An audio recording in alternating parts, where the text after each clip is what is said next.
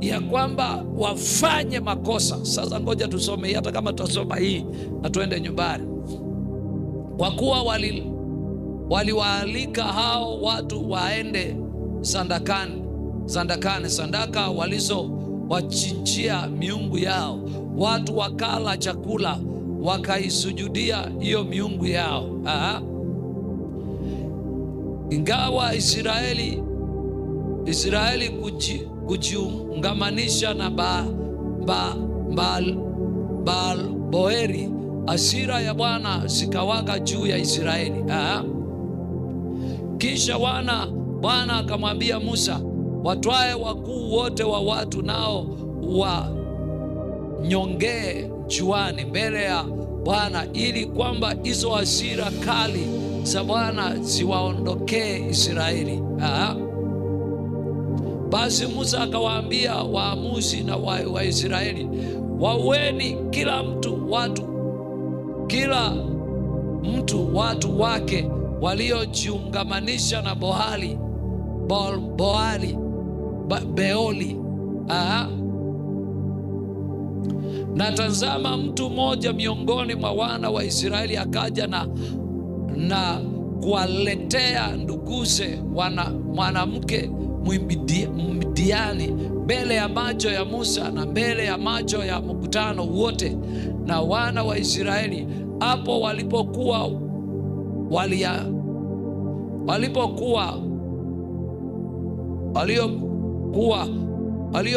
walia mbele ya malango ya hema ya kukutania. Hebu ona uovu vile huko, yaani munalia, alafu mtu mwingine analeta mwanamke.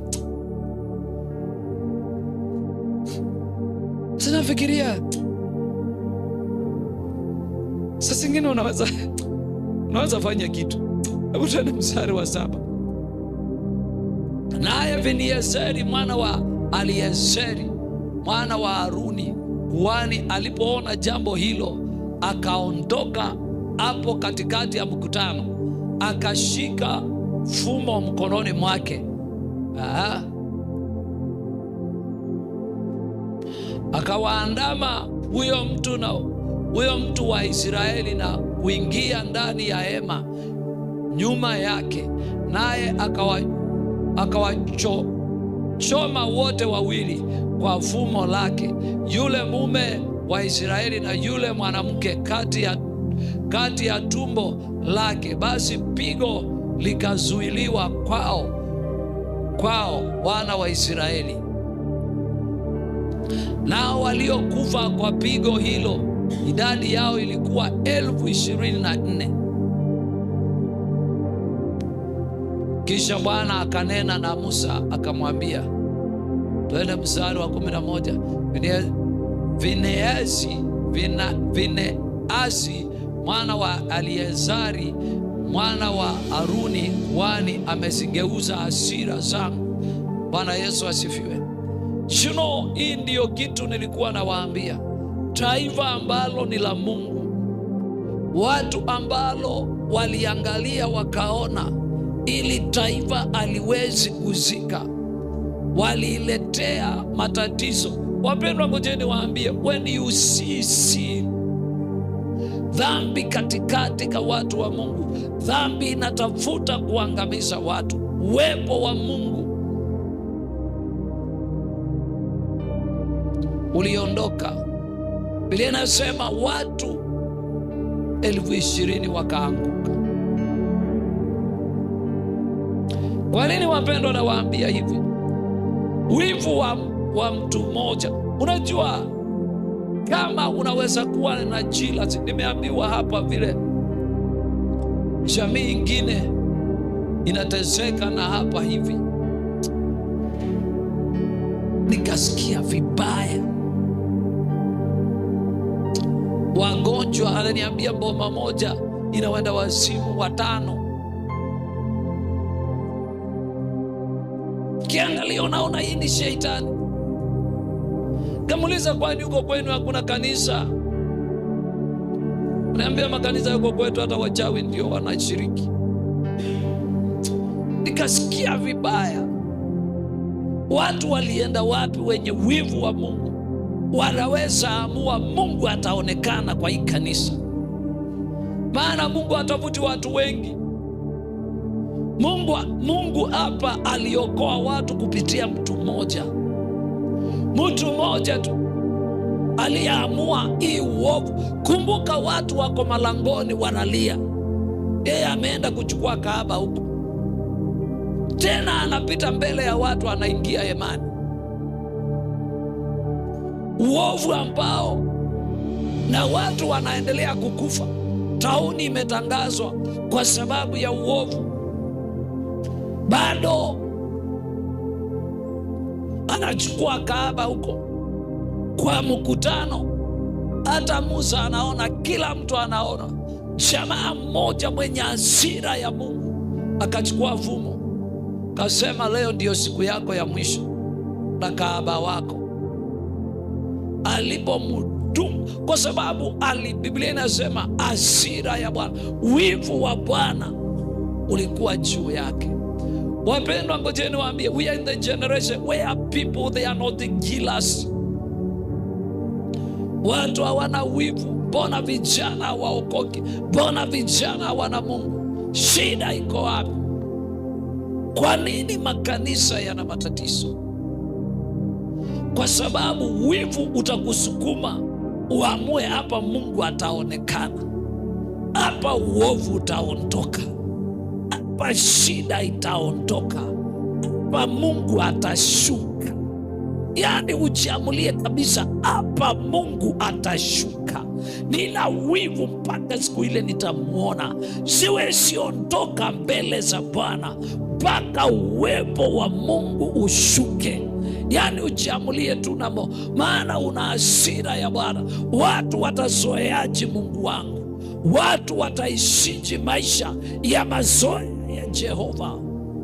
Watu watazoeaje Mungu namna hiyo? Aibu kila mahali, kwa sababu hakuna uwepo wa kutisha, hakuna uwepo. Wapendwa, ni lazima tufike mahali kila mtu aamue ya kwamba uwepo wa Bwana lazima uwe dhahiri. Sio stori za kuongea kuna Mungu mbinguni, lazima awe ni Mungu ako kazini.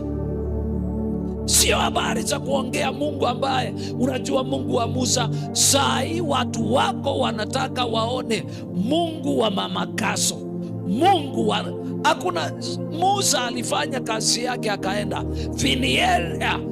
Vineasi alifanya mambo yake akaenda. Sasa ni Mungu wako, yani Mungu wako, Mungu wa rehema, Mungu wa Mama Furaha, Mungu wa Agasti. Huyo ndiye Mungu ya kwamba watu watajawa na wivu wa Bwana. Makadalila bosha kabaganta. Uende kwa kikao cha boma, unajua ni wachawi, lakini we mwenyewe unawaka moto. Wewe mwenyewe unawaka moto, yani wewe mwenyewe ni miali ya moto. Wewe mwenyewe unalipuka, yani ukiapia kuna vitu lazima zivunjike. This is the level and this is what we desire. Tamaa ni lazima kuwe, kwa sababu wapendwa, ngojeni waambie, lack of this, ikikosekana hii,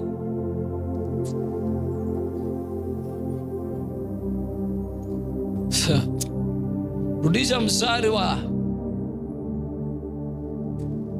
9. Oh my God. Nao waliokufa kwa pigo hilo, idadi yao ilikuwa 24,000. 24,000 walianguka. Vinaeseri mmoja, mtu mmoja tu akaamua iwezekani. Mimi nina wivu na Bwana wangu, mimi nina wivu na Mungu wangu.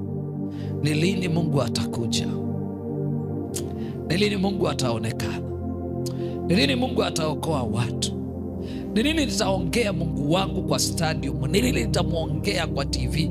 Ni nini nitamwongea? Niko live kwa TV, niko live kwa Facebook, niko live kwa redio, niko live kila mahali. Yani nikiongea kila mahali, dunia nzima, sio story za kwamba yani dunia nzima they can receive the message of Christ Jesus. Why? Nina wivu na Mungu wangu, nitaishije? Shuno rabashike baganta linabusu tulina magada. Hey. Let us, hebu tuangalie 132 mstari wa kwanza Zaburi. Natamani tu mtu leo uingiwe na wivu wa Bwana, useme haitawezekana, haitawezekana. Yani huo moyo wako chemuke kama huu moyo wangu. Nilipokuwa nasoma haya mambo, nasikia roho yangu inachemuka. Wako wapi wale vijana walisema lazima huyu mtu apone, lazima huyu mtu vitu vitendeke? 100 na Bwana akumbuke Daudi na taabu zake zote alizotaabika, vile alivyomwapia Bwana, akaweka nadhiri kwake yeye mwenye nguvu wa Yakobo. Oh my God, Bwana akumbuke. Sitaingia nyumbani mwangu, wala sitalala kitandani mwangu. Sitaacha macho yangu kuwa usingizi, wala kope zangu kusinzia, hadi nitakapompatia Bwana mahali na mwenye nguvu ya Yakobo maskani. Bwana Yesu asifiwe. Hiyo ndio wivu wa Bwana, ya kwamba nitalalaji kitanda kizuri, nitaishiji, nitajijengeaje, nitajifanyaje mambo haya makubwa. I have made a decision, I will do something to my God. Nitafanya vitu vya ajabu kwa Mungu wangu, yani mpaka nifanye Mungu wangu aonekane Mungu mwenye heshima. Nina wivu naye. Kwa nini nijiweke vizuri na nishindwe na kuweka Mungu wangu vizuri? Wapendwa, kwa nini watu wanafanya imekosekana? Kwa sababu watu hawana wivu na Bwana. Na watu walipopunguza wivu wa Bwana, basi uwepo wa Bwana umepungua, na hata uwepo si mwingi, kwa sababu watu hawana wivu. Wapendwa, kama tunapenda Mungu lazima tuwe na wivu naye. Daudi aliapa haitawezekana. Maana niwekea Zaburi ya 69 mstari wa 7 wa 9. Biblia nasema, huu ndio mstari Yesu alikuwa anakoti. Oh my God. Si Mungu aachilie kitu ndani yako, Mungu akujaze tu na wivu wake. Yani waanze kuuliza, ni lini Mungu atanitumia? Ni lini Mungu atanitumia? Ni lini nitaondoa giza kwa hii jamii yetu? Ni lini? Si Mungu tu aachilie. Zaburi 69 mstari wa 9.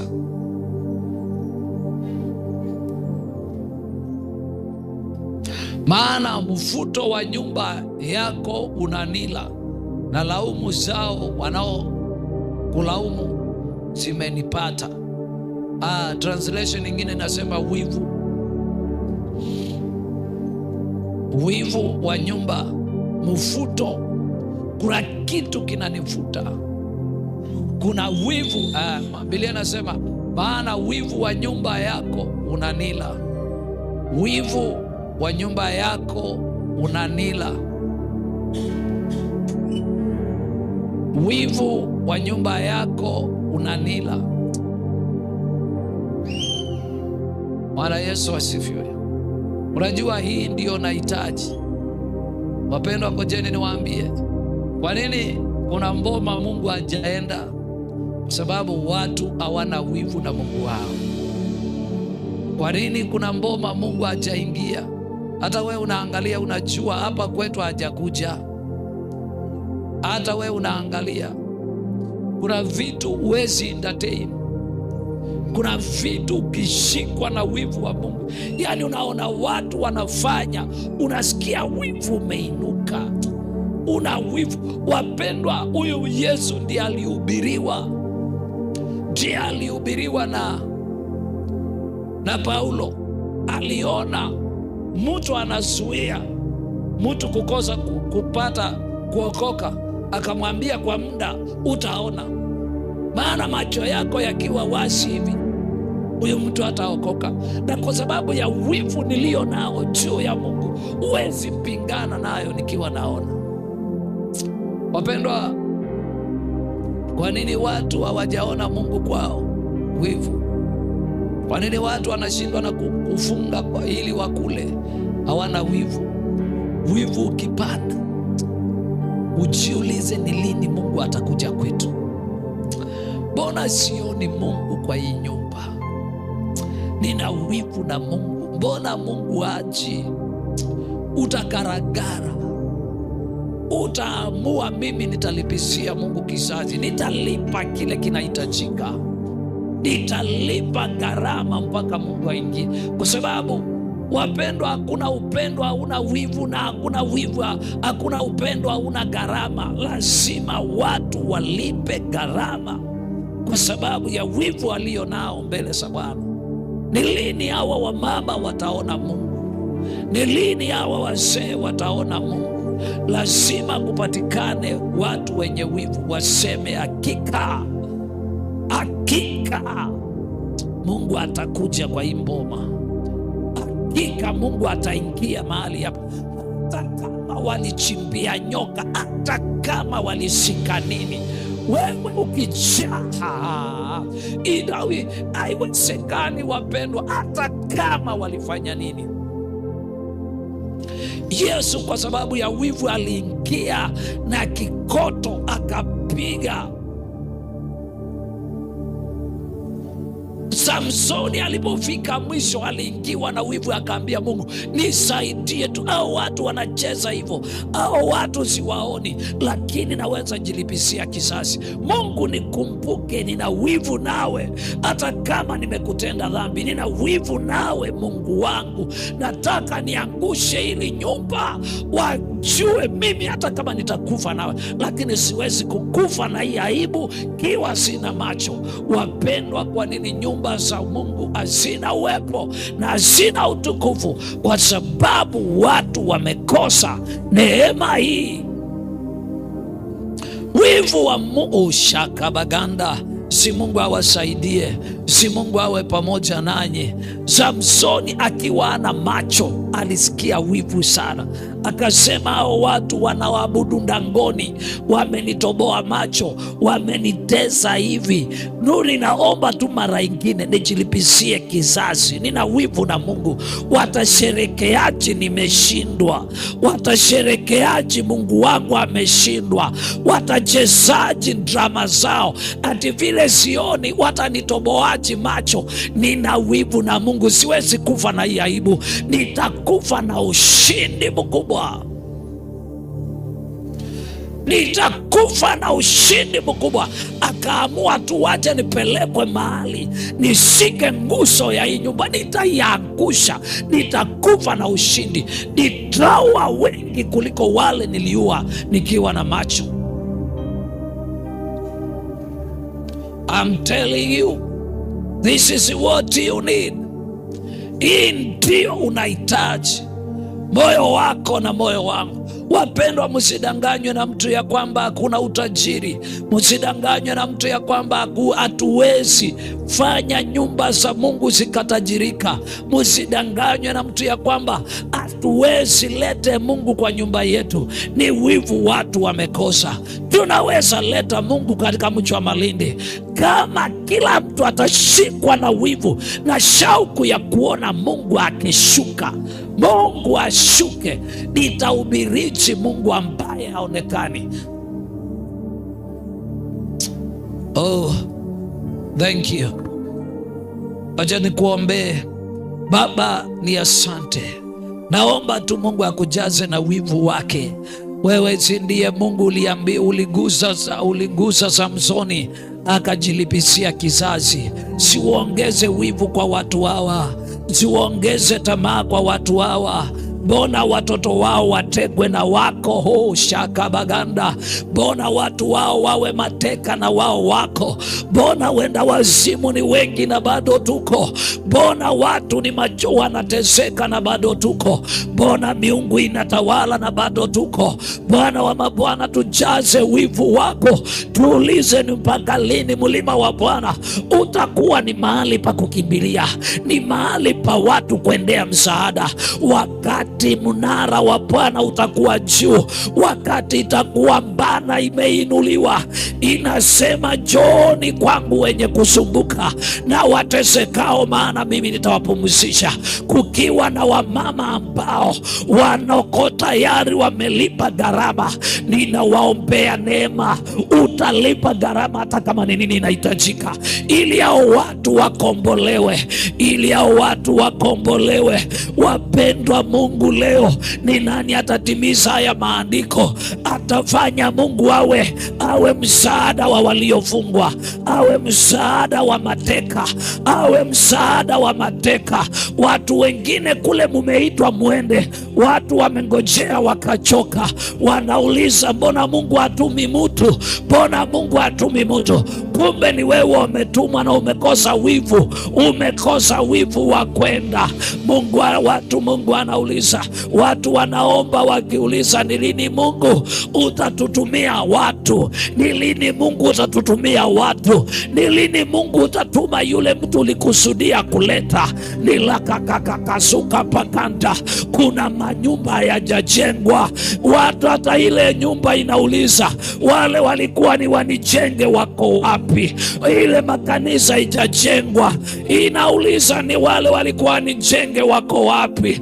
Mbona manyumba hayajajengwa? Kuna sehemu zimealokitiwa sifanye vitu vikubwa.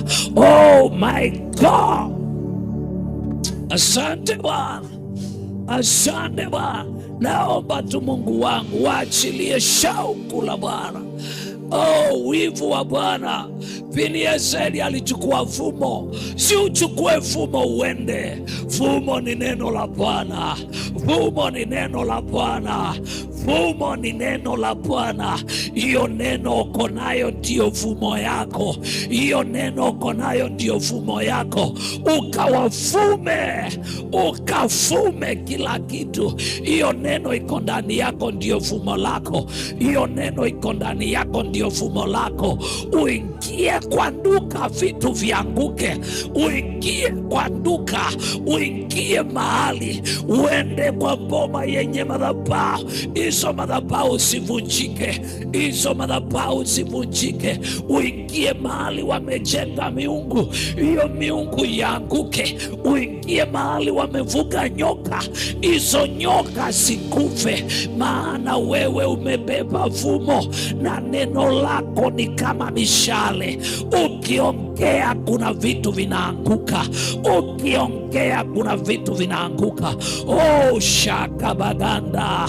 Wale wamelemaa wanauliza wako wapi? Wale ambao wametumwa kuinua viwete wako wapi? Wale wametumwa wenye HIV wako wapi? Wale wanasema Mungu anaponya magonjwa yote, hao ndio wanauliza. Masikini wako wanauliza wako wapi? Wale walitumwa wanasema laana itavunjika. Thank you, Holy Spirit. We thank you, Lord. Oh my God. Siwajalie neema tu Bwana wa mabwana, watu wawe na wivu makanisa Bwana. Naomba tupokee wivu wa Bwana. Pokea wivu wa Bwana, moyo wako jae wivu wa Bwana, moyo wako jae wivu wa Bwana. Naomba roho ya wivu wa Bwana ikujae kwa jina la Yesu. Asante Bwana, pokea sadaka zetu tunapokutolea, na ni katika jina la Yesu tumeomba na kuamini. Amen.